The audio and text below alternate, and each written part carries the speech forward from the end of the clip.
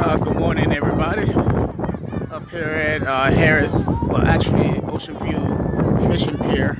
It's a little cool out here. Well, not really cool, but the water's a little cool. But having fun with my son, that's all that counts right now, anyway.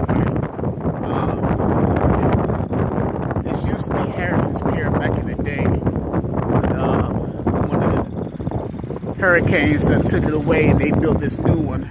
There's still some remnants of the old pier that was here, but this is the Ocean View Fishing Pier here. A good place to hang out and everything, but right now it's just me and my son, and again it's just the being with my son and fishing, since we both like to fish so much. But all that beautiful ocean out there.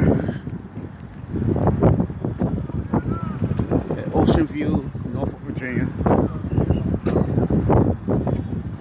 A big tackle shop, as well as a restaurant or game room. And I've never seen a game room up there, but supposedly it's all there.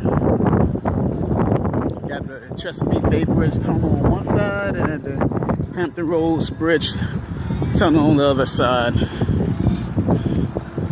And in case you're wondering about the pier, here's some information regarding the pier. $10 adults, $8 children.